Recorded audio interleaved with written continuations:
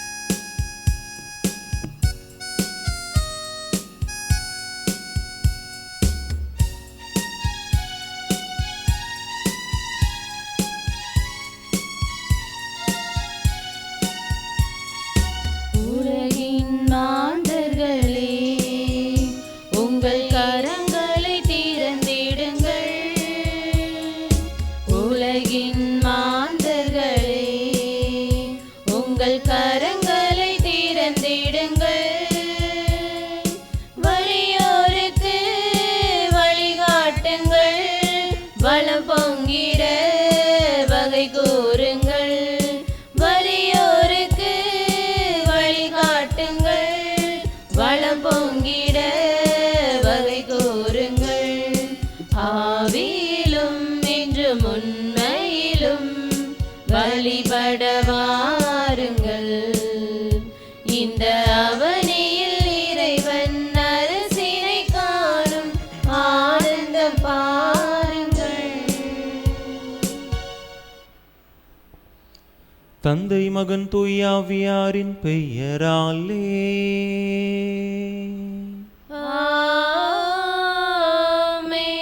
நம் ஆண்டவராகிய இயேசு கிறிஸ்துவின் அருளும் கடவுளின் அன்பும் தூய ஆவியாரின் நட்புறவும் உங்கள் அனைவரோடும் இருப்பதாக.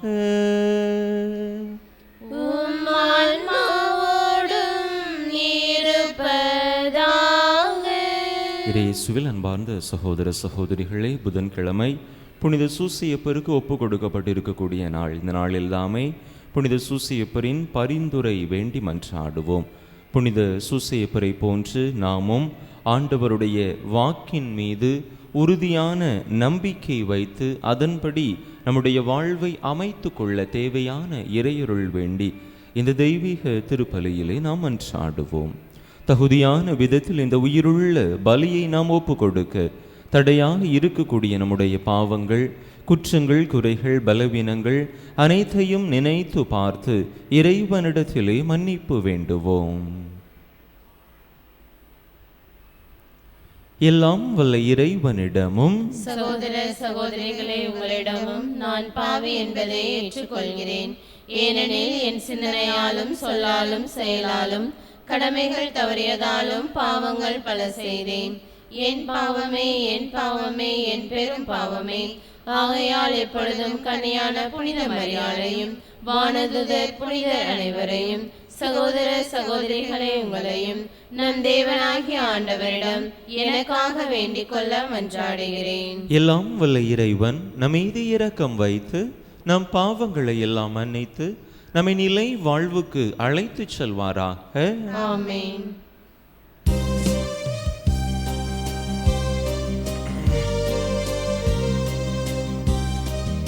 ஆண்டவரே இரக்கமாயிரும். ஆண்டவரே இரக்கமாயிரும். கிறிஸ்துவே இரக்கமாயிரும். கிறிஸ்துவே இரக்கமாயிரும். ஆண்டவரே இரக்கமாயிரும். ஆண்டவரே இரக்கமாயிரும். மன்றாடுவோமாக. இறைவா, சொல்லற்கரிய உமது பராமரிப்பினால் புனித யோசேப்பை உம் திருமகனின் புனிதமிக்க அன்னைக்கு கணவராக தேர்ந்தெடுக்க திருவுளமானீரே. பாதுகாவலராக அவரை வணங்கும் நாங்கள் அவரையே விண்ணக பரிந்துரையாளராக பெற்றிட தகுதி பெறுவோமாக. உம்மோடு தூய ஆவியாரின் ஒன்றிப்பில் ஒரே இறைவனா என்றென்றும் வாழ்ந்து ஆட்சி செய்கின்ற எங்கள் ஆண்டவரும் உம் திருமகனுமாகிய இயேசு கிறிஸ்து வழியாக உம்மை மன்றாடுகின்றோ. ஆமென்.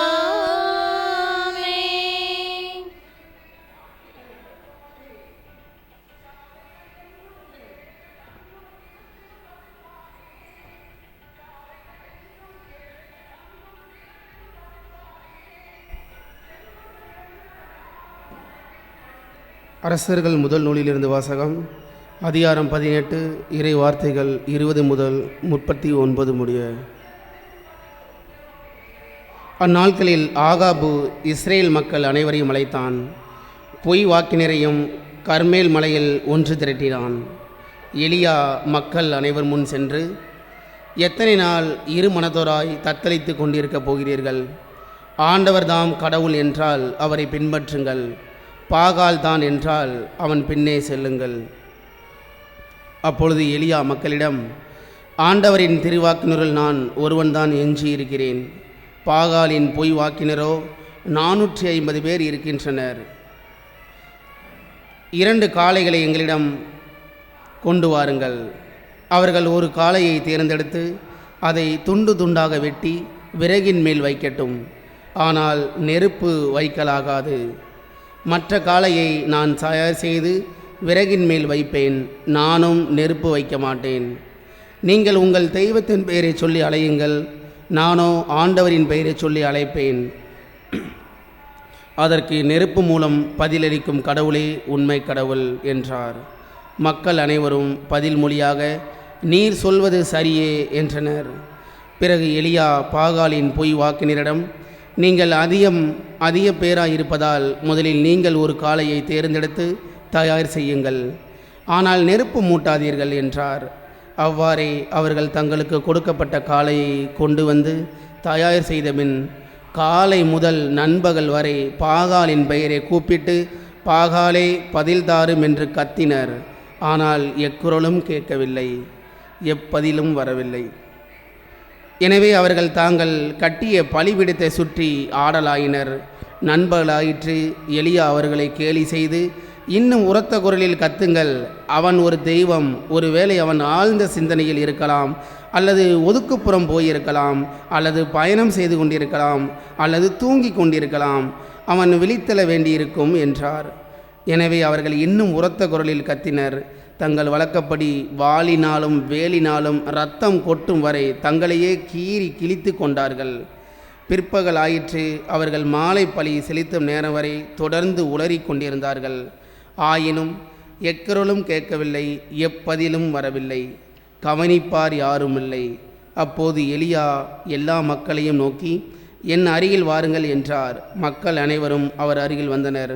உடனே எலியா அங்கே இடிந்து கிடந்த ஆண்டவரது பலிபீடத்தை செப்பனிட்டார். உன் பெயர் இஸ்ரேல் என்று ஆண்டவர் யாக்கோப்புக்கு உரைத்திருந்ததன் பொருட்டு அவர் வழிவந்த குலங்களின் எண்ணிக்கையின்படி எலியா 12 கற்களை எடுத்தார். அக்கற்களை கொண்டு ஆண்டவர் பெயரில் ஒரு பலிபீடத்தை கட்டி அப்பலிபீடத்தை சுற்றிலும் 2 உளவுகால் அகலம் உள்ள வாய்க்காலை வெட்டினார். அதன்பின் விறகு கட்டைகளை அடுக்கி காளையை துண்டு துண்டாக வெட்டி அவற்றின் மேல் வைத்தார். 4 குடங்கள் நிறைய தண்ணீர் கொண்டு வந்து எரிபலியின் மேலும் விறகு கட்டைகளின் மேலும் ஊற்றுங்கள் என்றார். அவர் 2ஆம் முறையும் செய்யுங்கள் என்றார். அவர்கள் 2ஆம் முறையும் அவ்வாறே செய்தனர். அவர் 3ஆம் முறையும் செய்யுங்கள் என்றார். அவர்கள் 3ஆம் முறையும் அப்படியே செய்தனர். ஆனால் தண்ணீர் பலிபீடத்தை சுற்றிலும் ஓடியது. மேலும் வாய்க்காலை அவர் தண்ணீரால் நிரப்பினார். மாலை பலி செலுத்தும் நேரமாயிற்று. இறைவாக்கினர் எலியா பலிபீடத்தின் அருகில் வந்து, ஆபிரகாம், ஈசாக்கு, இஸ்ரேல் என்பவர்களின் கடவுளாகிய ஆண்டவரே, இஸ்ரேலின் கடவுள் நீரே என்றும், இவற்றையெல்லாம் நான் வாக்கின்படியே செய்தேன் என்றும் இன்று விளங்க செய்தருளும். நீரே கடவுளாகிய ஆண்டவர் என்றும், நீரே இம்மக்களின் மனதை மீண்டும் மாற்றுவீர் என்றும் இம்மக்கள் அறியும்படி எனக்கு பதில் தாரும் ஆண்டவரே, எனக்கு பதில் தாரும் என்றார். உடனே ஆண்டவரின் நெருப்பு கீழே இறங்கி வந்து எரிபலியையும் விறகு கட்டைகளையும் கற்களையும் மணலையும் சுட்டு எரித்து வாய்க்கால் நீரையும் வற்றச் செய்தது. இதை கண்டவுடன் மக்கள் அனைவரும் முகம் குப்புற விழுந்து ஆண்டவரே கடவுள், ஆண்டவரே கடவுள் என்றனர். இது ஆண்டவர் வழங்கும் அருள்வாக்கு. பல்லவி. இறைவா என்னை காத்தருளும், உம்மிடம் அடைக்கலம் புகுந்துள்ளேன். இறைவா என்னை காத்தருளும், உம்மிடம் அடைக்கலம் புகுந்துள்ளேன். இறைவா என்னை காத்தருளும், உம்மிடம் நான் அடைக்கலம் புகுந்துள்ளேன். நான் ஆண்டவரிடம் நீரே என் தலைவர் என்று சொன்னேன். பல்லவி. இறைவா என்னை காத்தருளும், உம்மிடம் அடைக்கலம் புகுந்துள்ளேன். வேற்று தெய்வங்களை பின்பற்றுவோர் தங்கள் துன்பங்களை பெருக்கிக் கொள்வர். அவற்றுக்கு செலுத்தப்படும் இரத்த பலிகளில் நான் கலந்து கொள்ளேன். அவற்றின் பெயரை கூட நாவினால் உச்சரியேன். பல்லவி. இறைவா என்னை காத்தருளும், உம்மிடம் அடைக்கலம் புகுந்துள்ளேன். ஆண்டவர் தாமே என் உரிமை சொத்து, அவரே என் கிண்ணம், எனக்குரிய பங்கை காப்பவரும் அவரே. ஆண்டவரை எப்போதும் என் கண்முன் வைத்துள்ளேன், அவர் என் பலப்பக்கம் உள்ளார், எனவே நான் அசைவுறேன். பல்லவி. இறைவா என்னை காத்தருளும், உம்மிடம் அடைக்கலம் புகுந்துள்ளேன். வாழ்வின் வழியை நான் அறிய செய்வேர். உமது முன்னிலையில் எனக்கு நிறைவான மகிழ்ச்சி உண்டு. உமது வலப்பக்கத்தில் எப்போதும் பேரின்பம் உண்டு. பல்லவி. இறைவா என்னை காத்தருளும், உம்மிடம் அடைக்கலம் புகுந்துள்ளேன்.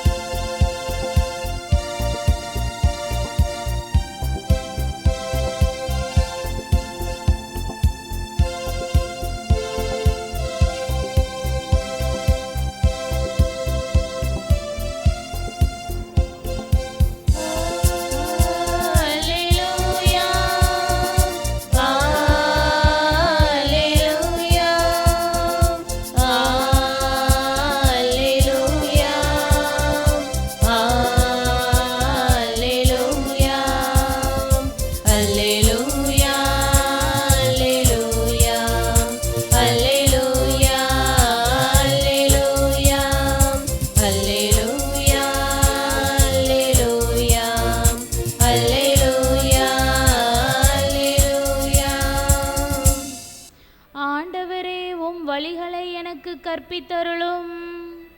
உமது உண்மை நெறியில் என்னை நடத்தி எனக்கு கற்பித்தருளும். அல்லேலூயா,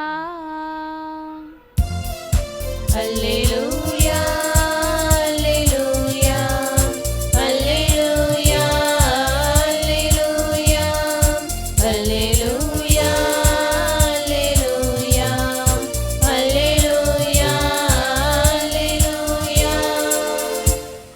ஆண்டவர் உங்களோடு இருப்பாராக. உம் ஆன்மாவோடும் இருப்பாராக. மத்தேயு எழுதிய தூய நற்செய்தியிலிருந்து வாசகம். ஆண்டவரே மாட்சி உமக்கே. அதிகாரம் 5 இறைவசனங்கள் 17 முதல் 19 முடிய. மத்தேயு நற்செய்தி அதிகாரம் 5 இறைவசனங்கள் 17 முதல் 19 முடிய. அக்காலத்தில் இயேசு தம் சீடரை நோக்கி கூறியது: திருச்சட்டத்தையோ இறை வாக்குகளையோ நான் அழிக்க வந்தேன் என நீங்கள் எண்ண வேண்டாம். அவற்றை அழிப்பதற்கல்ல, நிறைவேற்றுவதற்கே வந்தேன். விண்ணும் மண்ணும் ஒழிந்து போகும் முன் திருச்சட்டம் யாவும் நிறைவேறும். அதன் ஒரு சிற்றெழுத்தோ ஒரு புள்ளியோ ஒழியாது என உறுதியாக உங்களுக்கு சொல்கிறேன். எனவே இக்கட்டளைகளில் மிகச் சிறியது ஒன்றையேனும் மீறி அவ்வாறே மக்களுக்கும் கற்பிக்கிறவர் விண்ணரசில் மிகச் சிறியவர் என கருதப்படுவார். இவை அனைத்தையும் கடைபிடித்து கற்பிக்கிறவரோ விண்ணரசில் பெரியவர் என கருதப்படுவார். ஆண்டவரின் அருள் வாக்கு. கிறிஸ்துவே உமக்கு புகழ்.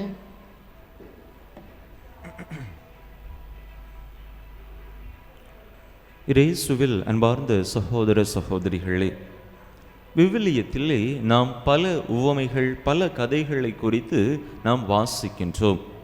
இப்படிப்பட்ட இந்த கதைகளில் பல நம்முடைய வாழ்க்கைக்கு நல்ல ஒரு உத்வேகத்தை அளிக்கக்கூடியவையாக இருக்கின்றன.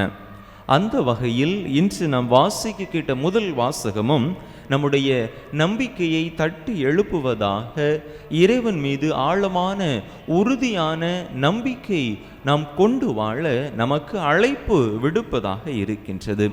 முதல் வாசக பின்னணி எப்படிப்பட்டதாக இருக்கின்றது? எலியா இறைவாக்கினர் அங்கே பாகாலின் பொய் வாக்கினர்கள் முன்பாக நின்று ஒரு சவால் கொடுக்கின்றார். அந்த சவால் எதற்காக? யார் உண்மையான கடவுள் என்பதை இந்த உலகத்திற்கு மக்களுக்கு வெளிப்படுத்துவதற்காக அங்கே அந்த சவாலிலே 2 காளைகள் எடுத்துக்கொள்ளப்படுகின்றன. பாகாலின் பொய்வாக்கினர்கள் அவர்கள் ஒரு காளையை தேர்ந்தெடுத்து கொள்ள வேண்டும். எலியா ஒரு காளையை தேர்ந்தெடுத்து கொள்வார்.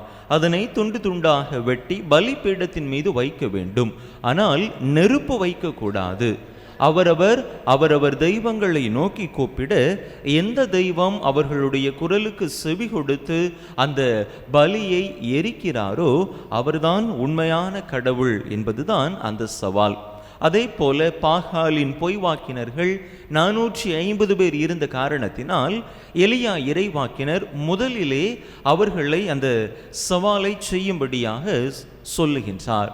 அவர்களும் அந்த காளையை எடுத்து துண்டு துண்டாக வெட்டி பலிபீடத்தின் மீது வைத்து தங்களுடைய தெய்வத்தை பாகாலை நோக்கி கூக்குரலிடுகின்றார்கள். ஆனால் வெகு நேரமாகியும் எந்த பதிலும் வரவில்லை. அவர்கள் பலவித செயல்பாடுகளில் ஈடுபடுகின்றார்கள். பலிபீடத்தை சுற்றி ஆடுகின்றார்கள். இன்னும் தங்களை காயப்படுத்தி கொண்டு இரத்தத்தை வரவைத்து கொண்டு ஒருவேளை தங்களுடைய தெய்வம் மனம் இறங்கி இந்த பலியை எரிப்பதற்கான வாய்ப்பு இருக்கிறது என்றெல்லாம் அவர்கள் செய்து பார்க்கிறார்கள். ஆனால் ஒன்றும் அங்கே நடந்த பாடில்லை.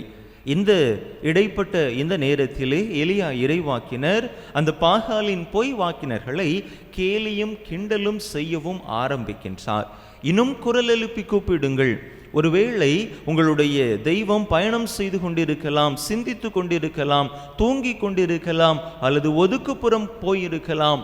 அவருக்கு கேட்க வேண்டும் அல்லவா, இன்னும் சத்தம் போட்டு கூப்பிடுங்கள் என்று சொல்லி அவர்களை கிண்டல் செய்கின்றார். அன்பு மக்களே, இங்கே எலியா இறைவாக்கினருடைய மன உறுதியை, ஆண்டவர் மீது அவர் கொண்டிருந்த அந்த நம்பிக்கையை நாம் புரிந்து கொள்ள வேண்டும்.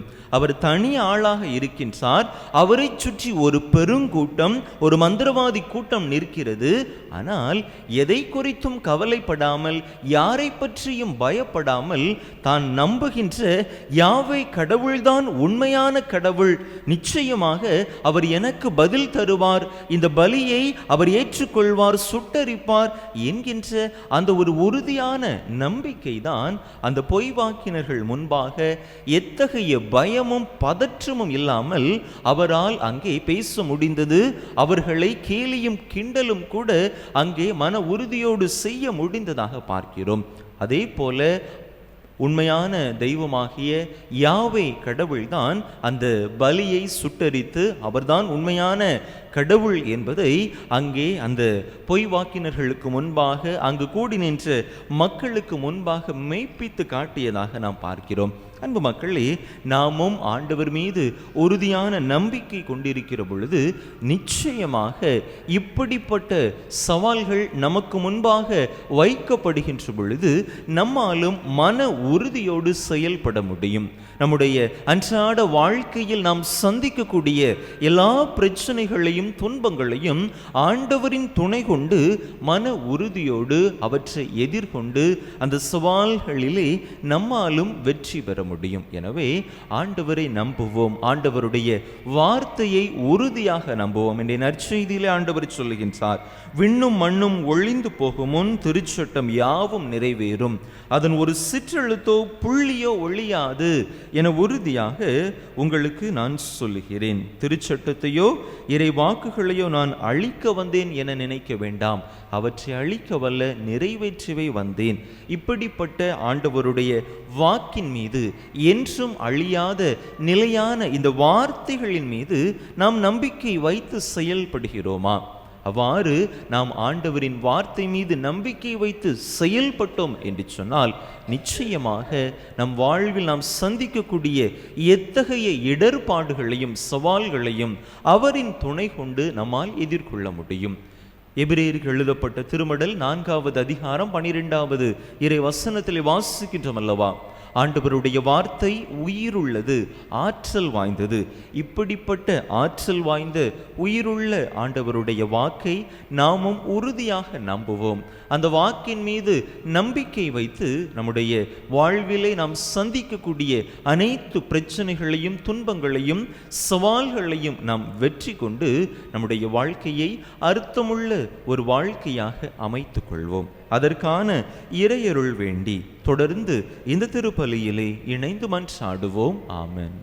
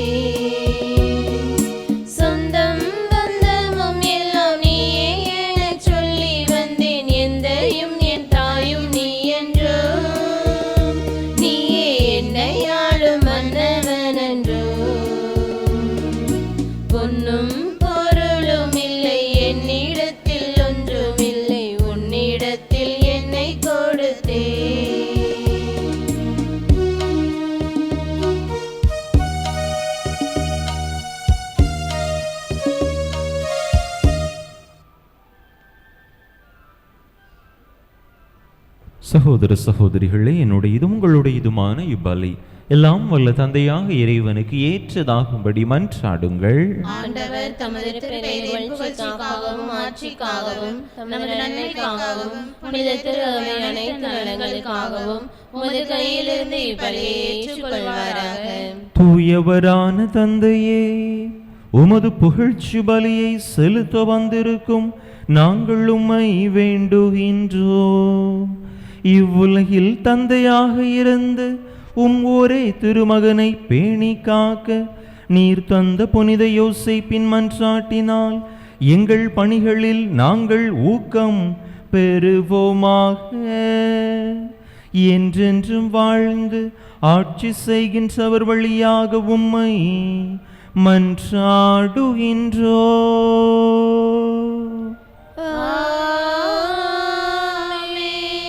ஆண்டவர் உங்களோடு இருப்பாராக. உம் ஆன்மாவோடும் இருப்பாராக. இதயங்களை மேலே எழுப்புங்கள். ஆண்டவரிடம் எழுப்பியுள்ளோம். நம் இறைவனாகிய ஆண்டவருக்கு நன்றி கூறுவோம். அதுவே தகுதியும் நீதியுமானது. ஆண்டவரே, தூயவரான தந்தையே, என்றும் உள்ள எல்லாம் வல்ல இறைவா, எந்நாளும் எவ்விடத்திலும் நாங்கள் உமக்கு நன்றி செலுத்துவதும் புனித யோசேப்பின் வணக்க நாளில் தக்க புகழுரை சாற்றி உமையேத்தி போற்றுவதும் மெய்யாகவே தகுதியும் நீதியுமாகும்.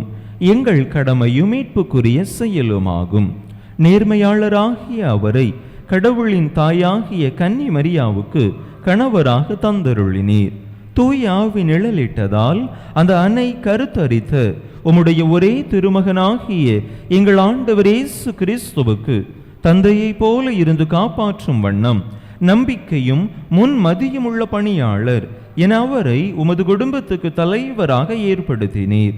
கிறிஸ்து வழியாகவே உமது மாண்பை வான தூதர் புகழ்கின்றனர்.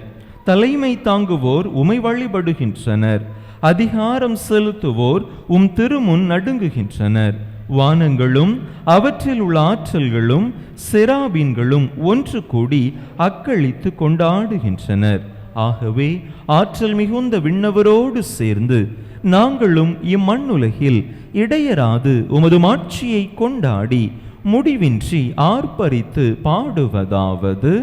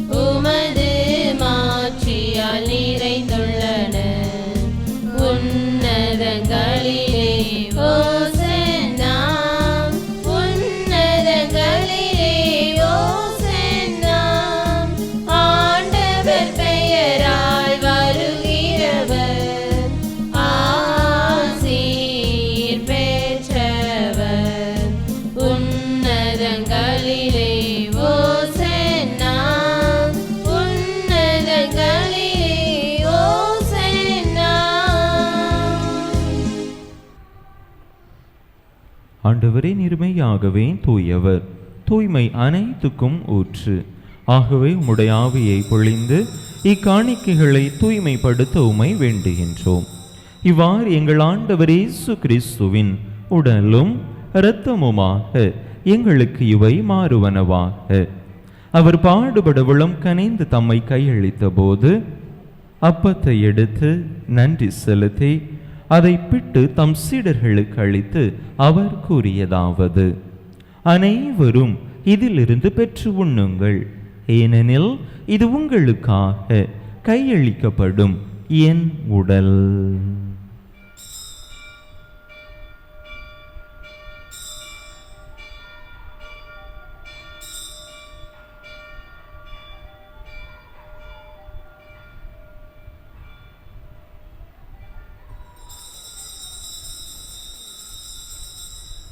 அவ்வண்ணமே இரவு விருந்து அருந்திய பின் கிண்ணத்தையும் எடுத்து மீண்டும் உமக்கு நன்றி கூறி தம் சீடர்களுக்கு அளித்து அவர் கூறியதாவது: அனைவரும் இதிலிருந்து பெற்று பருகுங்கள், ஏனெனில் இது புதிய நிலையான உடன்படிக்கைக்குரிய என் இரத்தத்தின் கிண்ணம். இது பாவ மன்னிப்புக்கென்று உங்களுக்காகவும் பலருக்காகவும் சிந்தப்படும். இதை என் நினைவாக செய்யுங்கள்.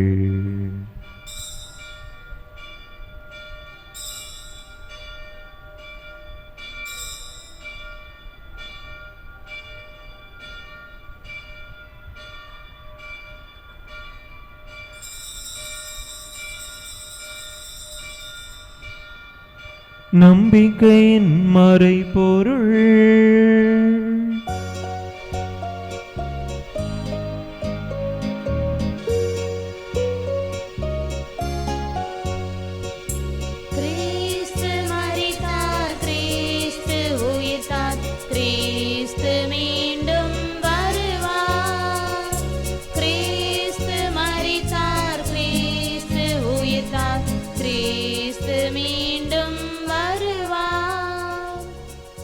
ஆகவே ஆண்டவரே, நாங்கள் கிறிஸ்துவின் இறப்பினையும் உயிர்ப்பினையும் நினைவு கூர்ந்து வாழ்வு தருமப்பத்தையும் மீட்பளிக்கும் கிண்ணத்தையும் உமக்கு ஒப்பு கொடுக்கின்றோம். உம் திருமுன்னின்று உமக்கு ஊழியம் புரிய தகுந்தவர்கள் என எங்களை ஏற்றுக்கொண்டீர். எனவே உமக்கு நன்றி செலுத்துகின்றோம். மேலும் கிறிஸ்துவின் உடலிலும் இரத்தத்திலும் பங்கு கொள்ளும் எங்களை தூய ஆவியார் ஒன்று சேர்க்க வேண்டுமென உமை தாழ்மையுடன் மன்றாடுகின்றோம். ஆண்டவரே, உலகெங்கும் பரவி இருக்கும் உமது திரு அவையை நினைவு கூர்ந்தருளும். எங்கள் திருத்தந்தை லியோ, எங்கள் ஆயர் ஸ்டீஃபன், எல்லா திருநிலையினர் ஆகிய அனைவரோடும் உமது திரு அவை அன்பில் நிறைவு பெறச் செய்தருளும். மேலும் உயிர் தெழும் எதிர்நோக்குடன் துயில் கொள்ளும் எங்கள் சகோதர சகோதரிகளையும் இறந்தோர் அனைவரையும் இரக்கத்துடன் நினைவு கூர்ந்து உமது திருமுக ஒளியினுள் ஏற்றருளும். எங்கள் அனைவர் மீதும் இரக்கமாயிரும். கடவுளின் கன்னித்தாயும் எங்கள் பாதுகாவலியுமான புனித ஜெபமாலை அன்னை, அவருடைய கணவரான புனித யோசேப்பு, புனித திருத்தூதர்கள், இவ்வுலகில் உமக்கு உகந்தவராயிருந்தோர் ஆகிய புனிதர் அனைவருடனும் நாங்கள் நிலை வாழ்வில் பங்கு கொள்ளும் தகுதி பெற்று உம் திருமகன் இயேசு கிறிஸ்து வழியாக உமை புகழ்ந்தேத்தும் வரமருள உமை மன்றாடுகின்றோம்.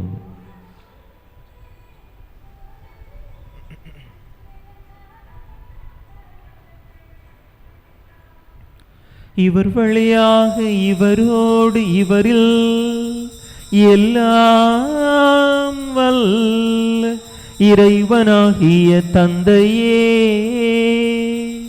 தூய ஆவியாரின் ஒன்றிப்பில் எல்லா புகழும் மாட்சியும் என்றென்றும் உமக்கு உரியதே.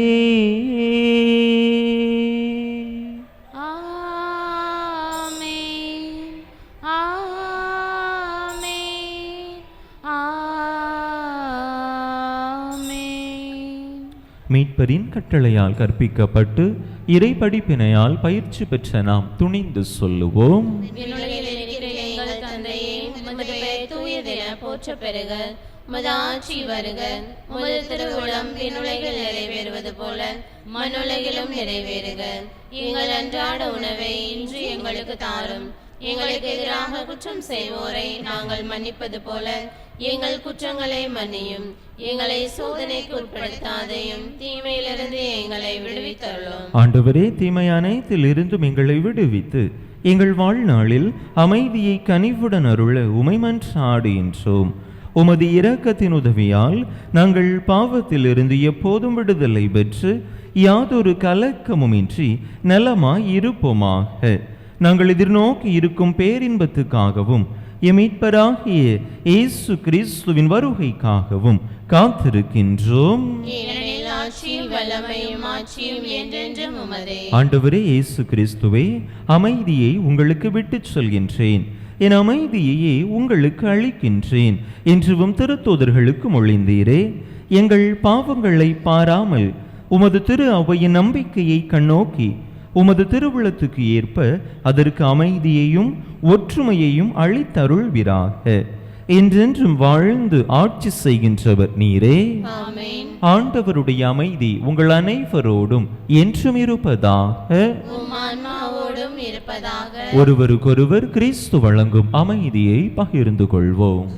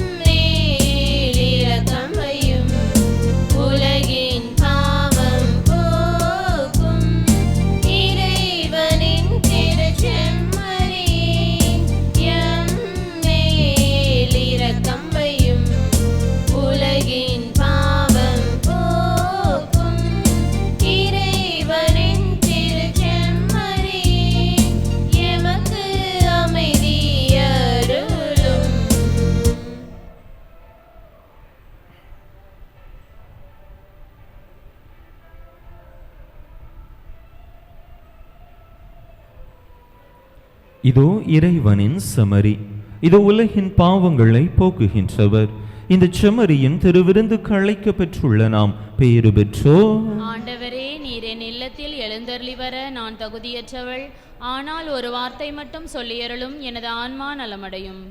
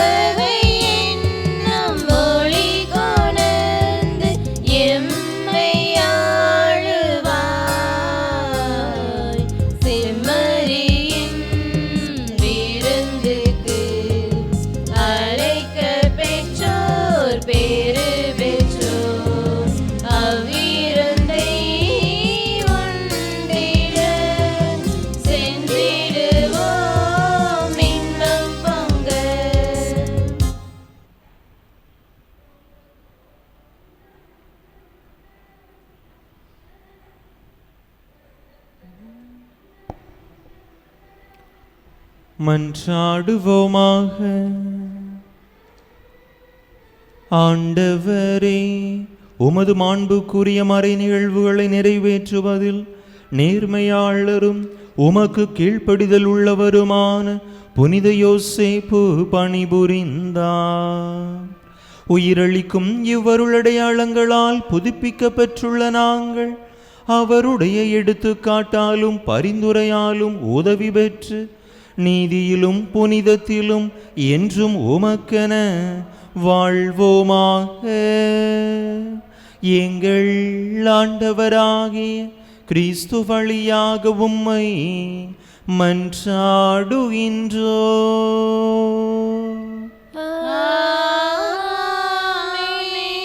ஆண்டவர் உங்களோடு இருப்பாராக.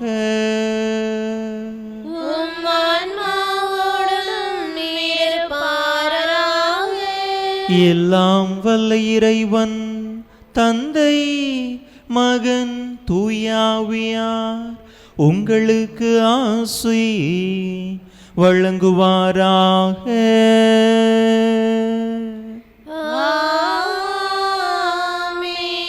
இறையாசிரை நிறைவாக பெற்றவர்களாக சென்று வாருங்கள். திருப்பலி நிறைவேறிற்று.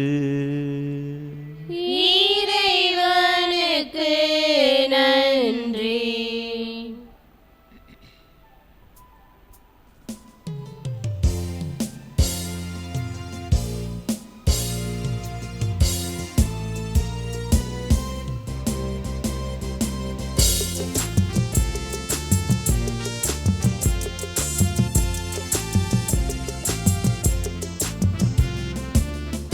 காவலாம் சூசை தந்தையின் மங்களங்கள் எங்கும் சொல்லி இங்கு பாடுவோம்.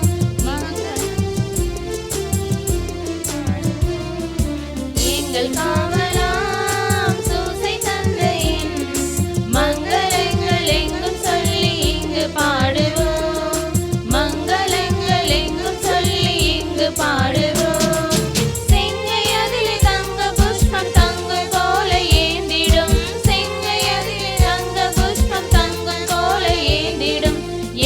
காவலாம் சூசை தந்தையின் மங்களங்கள் எங்கும் சொல்லி இங்கு பாடுவோம்.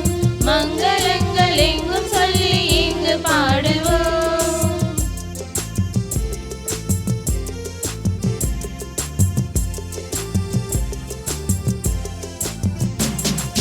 கன்னி தாயாரின் பத்தானியல்லோ, கன்னி தாயாரின் பத்தானியல்லோ, உன்னதமாய் பேருமாட்சி உற்ற பாக்யனே, உன்னதமாய் பேருமாட்சி உற்ற பாக்யனே. சென்னி மகுட முடி புனைந்த மன்ன கோத்திர மாதவா, சென்னி மகுட முடி புனைந்த மன்ன கோத்திர மாதவா, எங்கள் காவலா சூசை தந்தையின் மங்களங்கள் எங்கும் சொல்லி இங்கு பாடுவோம். மங்களங்கள் எங்கும் சொல்லி இங்கு பாடுவோம். திருப்பலியை நிறைவேற்றிய தந்தையவர்களின் ஆன்ம நலனுக்காகவும் உடல் உள்ள நலனுக்காகவும் அருள் சகோதரிகளின் உடல் உள்ள நலனுக்காகவும் அவர்களது பணி சிறக்கவும் திருப்பலியில் பங்கேற்ற அனைவரின் குடும்ப நலனுக்காகவும் பிள்ளைகளின் நற்படிப்பிற்காகவும் வேண்டிக் கொள்வோம். விண்ணுலகில் இருக்கிற எங்கள் தந்தையே, உமது பெயர் தூயது என போற்றப் பெறுக.